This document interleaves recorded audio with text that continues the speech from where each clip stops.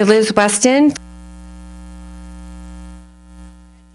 Come in and help Cheryl Culver get ready to record for today. And so thank them as well. I really appreciate that. And then you will notice, too, that there are a couple of coffee offerings over there. One Northern Light, really fitting for today. And then there is a decaf there, too, because we have a wonderful partnership with Kick-Ash Coffee.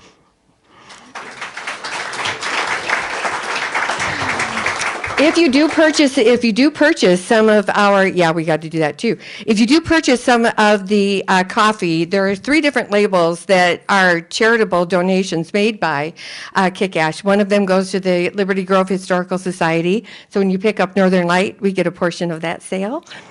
Also, we have the Land Trust, and then we also have Newport State Park. So all of those coffees and those special blends are ready for you to purchase. And right back there, we also have some of our apparel back there, getting some new apparel this year as well. So you might want to grab some of those up.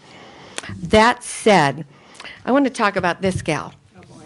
Because she won't talk about herself. No trade secrets. Yeah. I'm just going to do this, if you'll let me, okay? Thank you, sweetie. This is Beth Bartoli, and it is my honor to introduce my friend. As a second career, Beth's life do-over, as she puts it, is more than a dream come true. After spending her life working at and running her family's flower shop in Kenosha, Wisconsin, you betcha. In 2014, she took a leap of faith and pursued the naturalist position at Newport State Park, and she's never looked back. Even as a business major in college, a business major? Can you believe it? I can't even with you. I know. It's hard for me to believe. I know. She always knew that it was nature that fed her soul. She took biology, botany, and natural history classes, as well as spending time outdoors and enjoying everything nature had to offer. She completed the Wisconsin Master Naturalist Program in 2013, is certified as an interpretive guide through the National Association of Interpretation, and still takes every opportunity to take related classes, training, and workshops. As the lead on a team that worked on the application process, she was instrumental in helping Newport achieve international dark sky park status.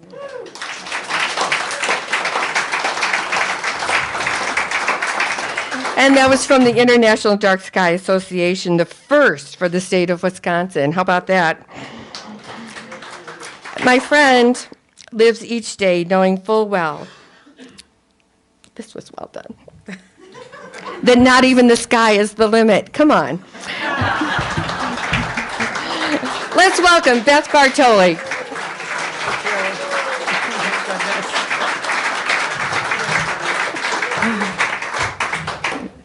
That's a pretty lofty. She makes me sound way better than I am, so think about that as we go through this process. I thank you all. I thank the Historical Society for inviting me and letting me brag about our beautiful dark sky park. We are the only dark sky park in Wisconsin. As of now, there's other places that are trying to get their designation. There's plenty of places that are dark within this state, just as dark as we are.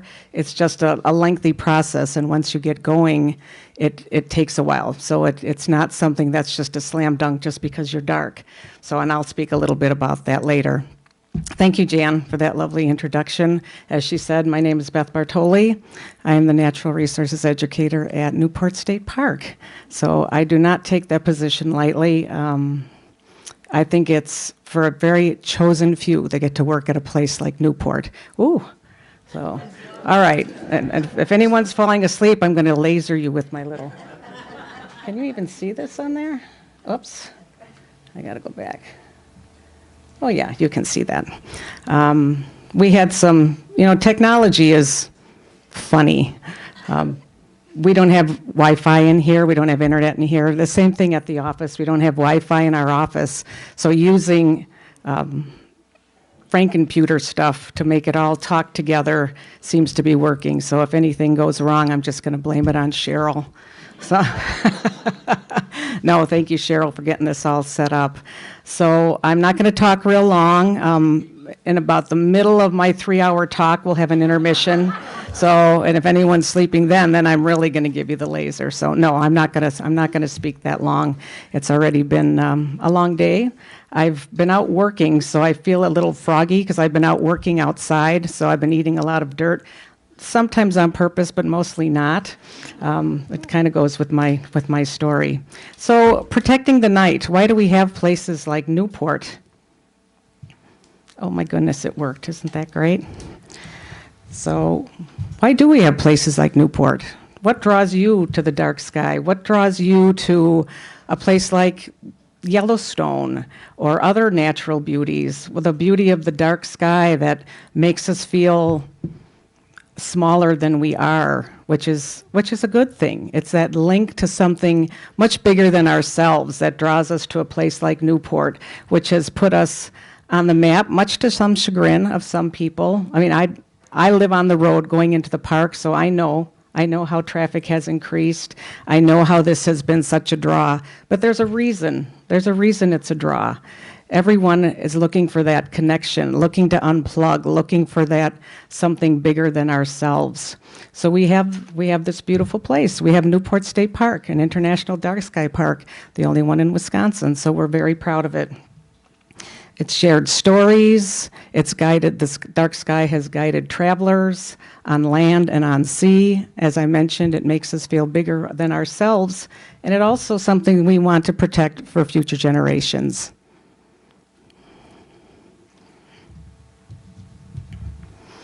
So globally, about a third of humanity can't see the Milky Way from where they live.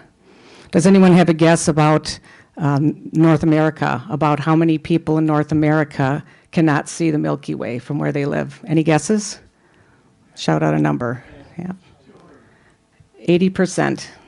80% of people from where they live. I mean, they can visit places that are dark, but 80% of people in North America cannot see the Milky Way from where they live. And of course, that number has increased. A third of humanity globally is considered to be living under light polluted skies. And this is all on us. And I don't want to make this all gloom and doom. We're here to talk about our dark sky, but there is things that we can all do, all of us. Individual people, you think one light doesn't make a difference. If 12 million people think one light doesn't make a difference, that's a lot of lights. So the history of lighting, outdoor lighting, of course, our ancestors worked by the sun. They worked by the light that they had available to them. They had to plant, they had to harvest, they had to store. Lighting inside was for warmth and security. When it was dark, they were inside or they were sleeping. They ran their lives by the seasons. Historically, about 300 years or so, we've had outdoor lighting, starting with candles, oil lamps, working up to electric lights. And the light was different then. It was called like candle power from that era, softer light, more of a warm light, not the bright LEDs that we have today. So what exactly is light pollution? Well, that's on us also. So as you see, light pollution is a human-made alteration of outdoor light levels from those occurring naturally. It accounts for sky glow, for glare, for light trespass, whether that's coming into your house or going into someone else's house. We've all seen it. You can drive all over the county, all over the state, and see not so great lighting practices. So light pollution is increasing by almost 10% a year. And with all that light in the sky that's increasing, it nearly doubles the brightness of the sky about every 8 years. Thank you, Keith, where are you, for sending me this map. I didn't have a current one. Now this shows 70 years. That's not that long. I mean, look at the light. What has happened from 50 projected, now this was projected to 2025, now we're in 2026. you're projected what has happened in just the United States. And you can see why 80% can't see the Milky Way from where they are. And here's our little bergs. So as you can see, Sturgeon Bay, is that fuzzy or is that just me? I'm sorry, yeah, Green Bay up to Sturgeon Bay, and you follow your way up, Sister Bay, and there we have Newport State Park, almost as dark as the water surrounding it, which is why we could be a dark sky park. We're a rustic park. We're managed as a wilderness park, so we have backpack camping only. We don't have big campsites lit up, big buildings and parking lots lit up.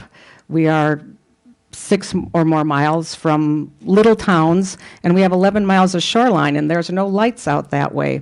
So these are all came into play when they were talking about looking into the designation for the dark sky park.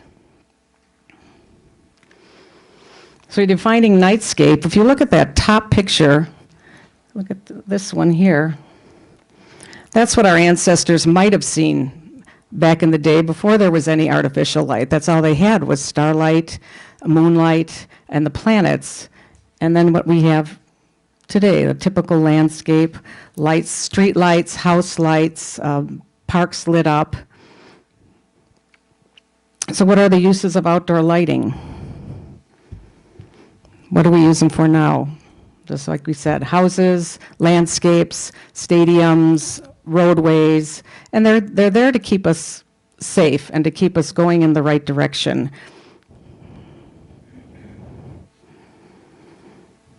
And what can we do to alleviate some of the effects of light pollution? Well, the answer is somewhat simple. Better lighting design. This is some kind of a sports field, and you can see that all the light is shining down. None of it is going up into the sky or into the atmosphere, because that's where we want the lights. We want the lights where we are, where we're walking, where we're standing. It's impossible to say we're not going to use any lighting. I mean, it's just not realistic. So here, we just have to make better choices. Outdoor lighting should have safety factors. This is what we want it for. But having lights on 24/7 does not necessarily make us safe. It's what we think, especially if we've come from a big city. That's what we're used to, having lights on, having street lights on all the time. This is a ballpark. You can see that the neighboring community is not being affected by the lights because they're using downlights in this ballpark. So the neighboring communities are not having any light trespass from this ball field. So the 5 principles of good lighting. If you come to the park, we have brochures that have this on there that sometimes people want to take and slip it in their neighbor's mailbox. I am not condoning that, but if you do it, I don't need to know about it. So we have plenty of information at the park that has brochures, and I will give you some websites at the end too, that if you were looking for more information from Dark Sky or from Newport. So the 5 principles. Is it useful? Is it targeted? Is it low level? Is it controlled, and is it warm colored? I mean, these are all pretty self-explanatory. Is it useful? Is it going where it's supposed to be? Is it targeted to down lights, not up lights? Are you using it only when you need it? The warm colored lights are the warmer, yellower, amber tones, not the bright LEDs that blind us when we're driving down the highway. So where can you find dark sky approved lighting? Just about anywhere. You can order them online. It even says dark sky approved lighting. You can get things retrofitted for the fixtures you already have, so you can get your lights aiming down and not all over the sky. At any of the big box stores, Lowe's, Menards, Home Depot, that says right on the boxes, dark sky approved lighting, International Dark Sky Association approved lighting. So it's a pretty easy thing to do if you're looking into retrofitting or changing some of the things that you already have. This is a restoration project, just to give you an example, that we did at Newport State Park. So the picture on the left, this is our shop building, and it was one of the only buildings that was not under compliance when we were going through our process of getting our designation. So it has the old lights in that picture on the left, and you can see all the lights shining up and all over the place, the big old white sodium lights that were built, gosh knows, who knows when. But the picture on the right is the new, we put in new lighting. We did not retrofit the lighting there. We put in new fixtures, and you can see the light shining down where you want it. You can see how much more light is here by the doors and by the front, as opposed to all this light that's going up into the sky, and none of the light is going up here.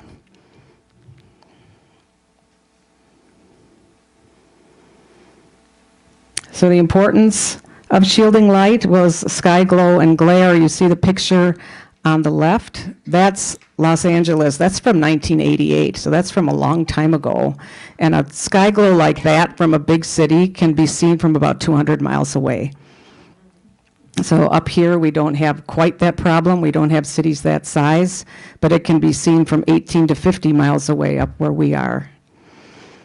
And the picture on the left is just giving an example of glare that's shining in your eyes. That's a parking lot that's supposed to, the light's supposed to be there for safety, but there's actually a person standing next to that van that you can't see because of the glare of that light.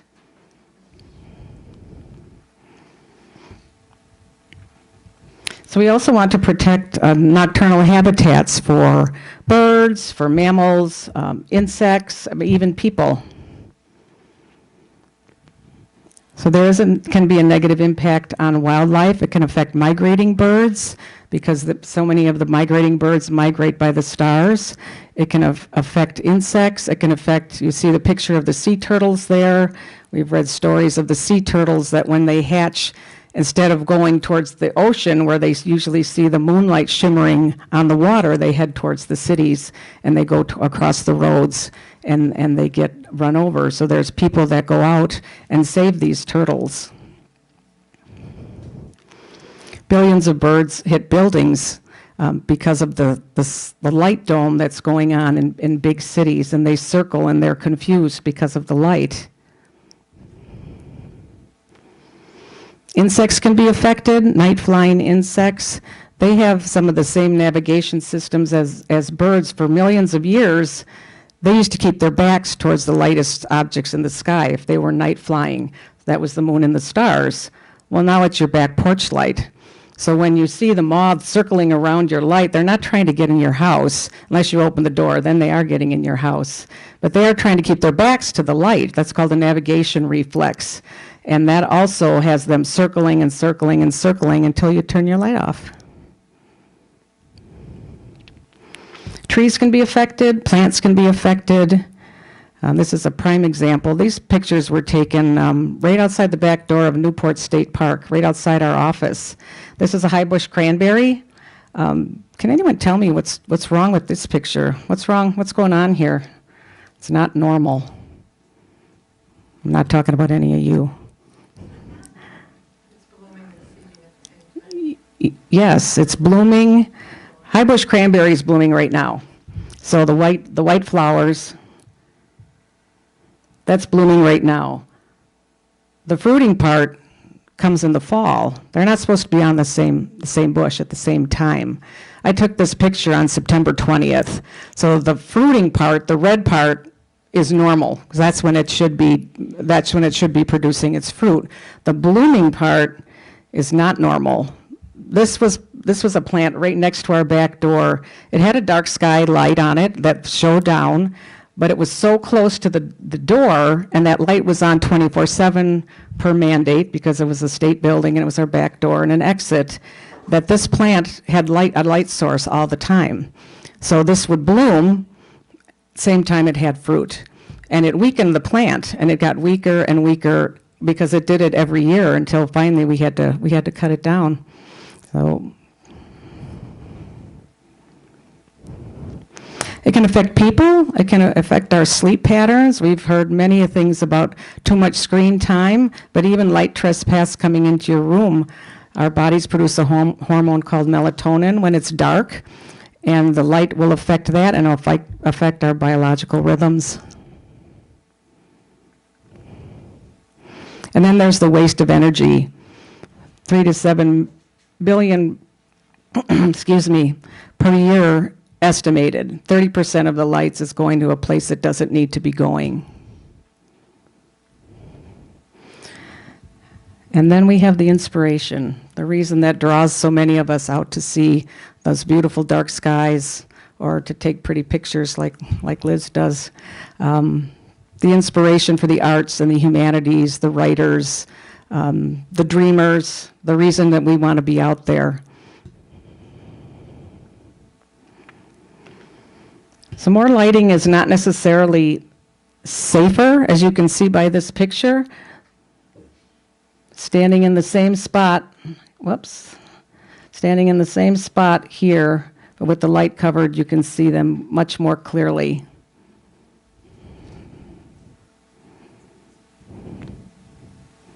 So what are some of the solutions? What's all this gloom and doom about? You can change your fixtures. You can get you can get a dark sky approved lighting. You can shield the fixtures you already have. You can put on dimmers or timers or motion sensors, all which help go in the right direction. Here's a novel idea. You can turn your lights off.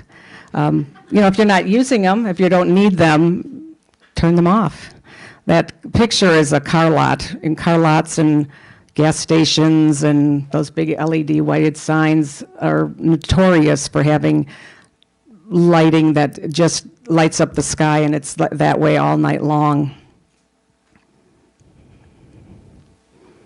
This just gives an example of some of the lighting that's not so great and the lighting that shines down, that 90% or 90-degree horizontal down lighting here and here and here, as opposed to light that goes all over the sky, all over your neighbor's house, all over your house.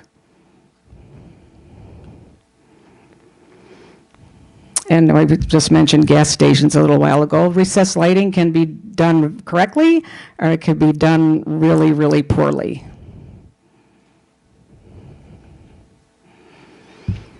This is an airport. Man, can we have airports that are dark sky places? There is one. Chris Ash, you know where that is? Jackson Hole, Wyoming, last year became a designated dark sky place, an airport. Yes, it's impressive. If they can land planes and still not light up the sky, I think it's impressive. So even airports. Flagstaff, Arizona is a dark sky city. I know Tucson is also.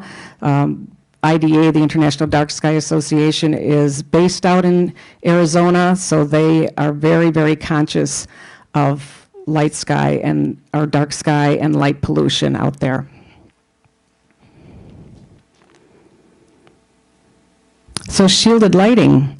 This just gives an example. This is in Canada. They shielded some of their street lights, and you can see this area right here, the experiment of these are the lights that weren't shielded, and this is the area of street lights that was shielded. How much light is not going up into the atmosphere? They didn't replace their fixtures, they just shielded the ones they had. So how dark are your skies? How many people live in an area that they can go outside and see the Milky Way? I'm sure there's plenty of people here that have that here because we live here, so which is awesome. We are truly fortunate to have that. And I told you a little bit about Newport being able to do that. When we started that process of getting our dark sky designation, it started before I was there, actually. I'd been there since 2014 at Newport, and it started by a man named Ray Stonecipher, whom the observatory is named for in Sturgeon Bay at Crossroads. And he had approached Michelle Hepty, who was the manager at the time, about looking into getting dark sky park designation because he thought it was dark enough and it would be worth looking into. So the first thing they had to do was take about 12 sky quality meter readings throughout the park and send those in, and then get letters of recommendation from state, local, the DNR, to get this designation application rolling. So when they did that, the IDA came back with this about 1,000-page application and said, here, Now you can apply because you're dark enough. And it took about 3 years before we finally got our designation. A lot of back and forth. It's more than just you're dark enough. You had to have education plans, master plans for the park, for the township, the county, educational resources, like I said, community outreach, restoration plans, and this is ongoing. This is things we have to do all the time. I have to take sky meter readings a minimum of twice a year and put it in a report, because if we aren't dark enough by their standards, they can take that designation away. So far, so good. Just explained a little bit about why we are a dark sky park. How many people have been to a dark sky program at Newport? I'm sure you can see the stuff in your own backyard, but the programs are really fun. We have University and the Park come, and we have telescopes set up, so I encourage you to come to those. We're not doing those right now, and I'll explain a little bit about that in a minute. So what's in store for Newport? As many of you know, we are in the process of building a natural seating area down in our dark sky viewing area, which is down at Lot 3. It's very exciting. It's been something in the works for the last, well, over a year, I'm sure, Larry, over a year. And it's being constructed right now. From the parking lot, you won't even be able to see it. It's built into the side of a dune. It's a natural seating area of stone and grass.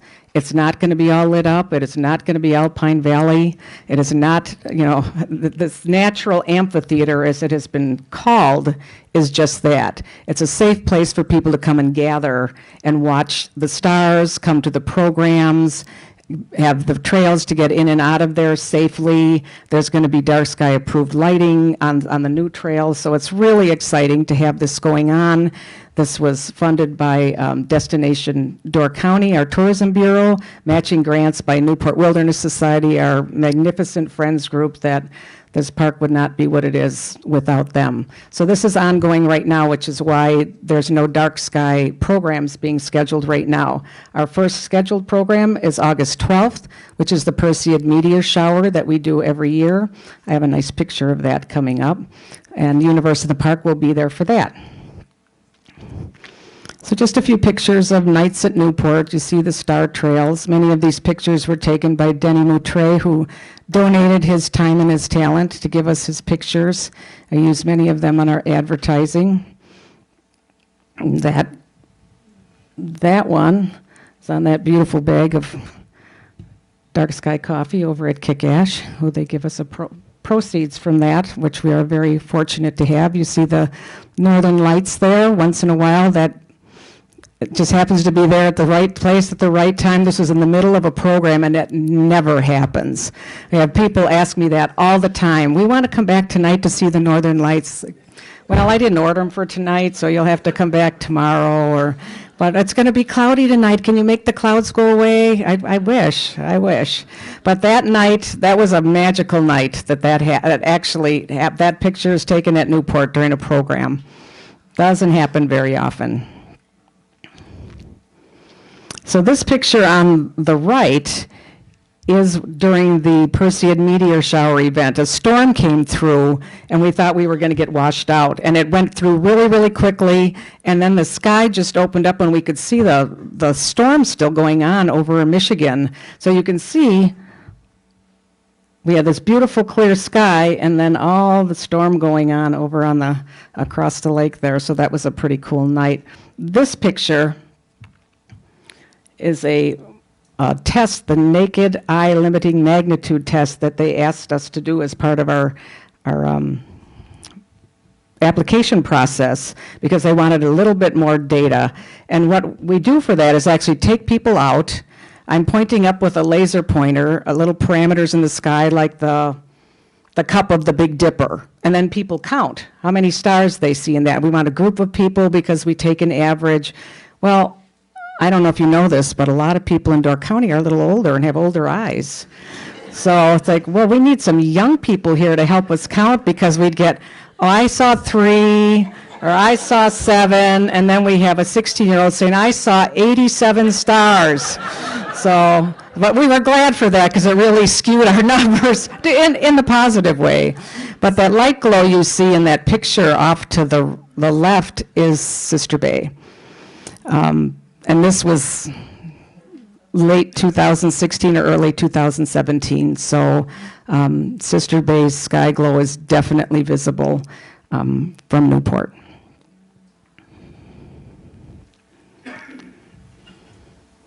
So what's next? As we say, the sky's the limit. If they can't see the stars, how do they know what to reach for? So we're going to keep doing what we do at Newport State Park. We're so proud of our environment and everyone that's working there and helping, and so many volunteers keeping this going. So we are very proud of our place, and I really encourage you all to get there and see our dark sky. Come when there's no moon. Don't come when there's a full moon and say, why is it so bright here? So I want to thank you, and remember that dark skies does not mean dark ground. There's a difference. And if you wanted to know more, I encourage you to take a picture of this screen. There's all kinds of websites on here, the Newport websites, our Friends Group websites, how you can get involved, Dark Skies website, which has a huge amount of information on it about lighting or letters you could send your neighbors, how to write an ordinance. I encourage you to get a hold of your representatives, whether it be state, county, township. I mean, this is how things get done. We don't have any ordinances about any kind of dark sky ordinances, whether it be the township or the county or the state. So I encourage you to make your voice known and to protect this beautiful resource that we have, because once it's gone, it's gone. So I thank you so much for your time, and if you have any questions, I'd be glad to answer your questions. Ooh. Thank you.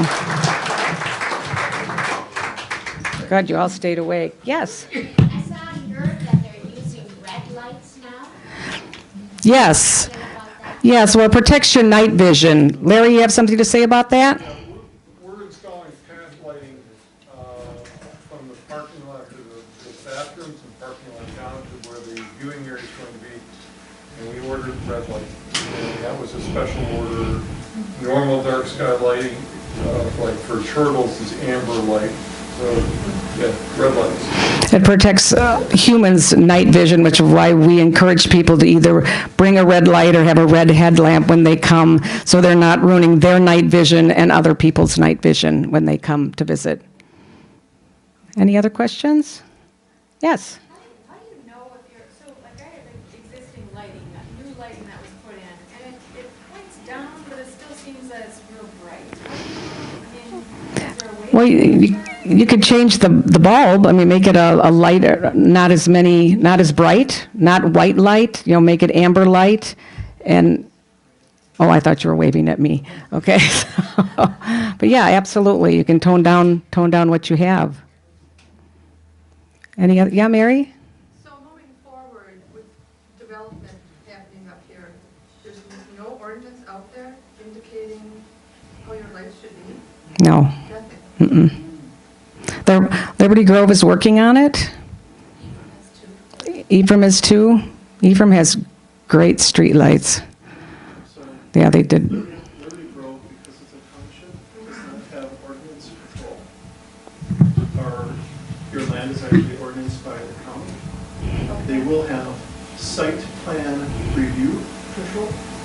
So as they build out at Raleigh's Bay, ideally, if you get things done in time, there'll be a site plan set that gives ideas for lighting, and they can be part of that review, but it's really just review. It's a strong recommendation. I know Cheryl's been working on that with Keith also. Yes, Cheryl? Actually, sit on planning commission until the end of this month, and then I'm stepping off.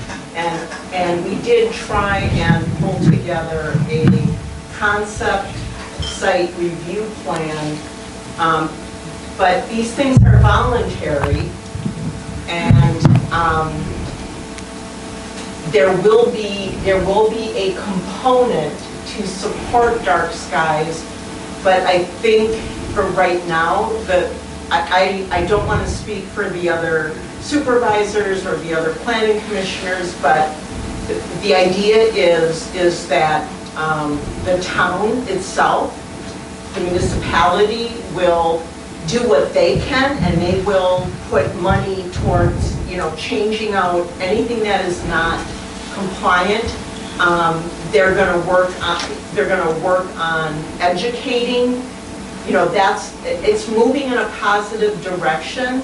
I would have preferred, an ordinance. I would have preferred some hard guidelines, but I'm only one person, And it's the enforcement that's the hard part. whoever said it about, contact your representatives, whether that's at the town level, the county level, state level, your, kitchens, Jacques, just, make your voices be heard so that, our local town then, feels like everybody's got some skin in the game, and because at the different levels of government, there's a lot of push and pull, which is a good thing. You wouldn't want your town bossing, everybody around. It's good. It's good to have that push and pull, but it does not absolve us from making our voices heard. So Agreed. that's what I know on it. I hope that helps. Yes. That's why when I introduce myself, you can go to a couple of different ways. You can go to Keep Door County Skies Dark, just Google it. It will send you to a link with change.org to sign a petition, and it's the voices for people. We've got people already signing petitions as far south as Milwaukee and Fond du Lac, who come up and holiday up here and want to keep it dark. You can also go to scottyrally.org and on our main website, scroll down after the first part, it'll be there that says keep our skies dark. And we have also a store on scottyrally.org, our shop, that has, I meant to wear it tonight and I forgot, it's a black t-shirt that's got kind of the Aurora colors that says Keep Door County Skies Dark, and it's got Door Peninsula on it.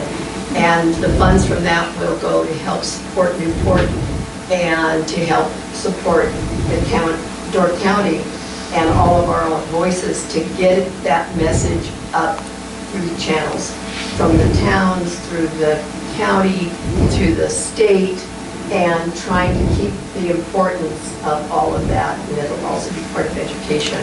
So I just encourage everyone, we can all sit there and talk to our neighbor about it, but if we don't get our voices out there and make a difference, they'll be gone before we know it. And it'll be something, having come from the Southern California area, I can attest, it is a constant glow. You do not see a star in the sky. Did you say that was the petition's going to the county? The signatures are going to the county? The petition will go up the channel all the way up. It's going to get the petition out there showing that this is how many people, we already have over 300 people have signed it. And this is just our little selves promoting it and getting the message out there to get that, and the more, and change.org helps work with us. I think it's the county that actually makes the ordinance. Yes. We are, the town of Liberty Grove is under county zoning. Right. There are some overlays that a town, there's some things that they can do. I am not a town supervisor, so, I don't want to. And in fact, I got a message back from one of our county supervisors, and I'm not going to say who it was, who says Door County already has a dark sky ordinance. We do not. We do not. So they're misinformed. So, or they want to misinform us. I don't know. But either way, we need to get our voices out there if it's important to all of us. And it's important not just to seeing the dark skies, it's important to nature, because when the bats are gone, when the insects are gone, when the fireflies can't be here, you won't have flowers, you won't have all the stuff that we love. All right. Well, yes. There's another pollution that we're facing in the near future or far future. That's from satellites. And with Starlink up there with more satellites going up, Amazon's putting up more satellites. It just is driving the astronomers nuts right now, but eventually it will hit us. Yes, it certainly will. Yeah. It certainly will, because they're not going to stop doing that. Just more and more are going to be up there. Till they run into each other. Well, and we have fireworks. Any other questions? Well, again, I thank you so much, and please come visit our beautiful park.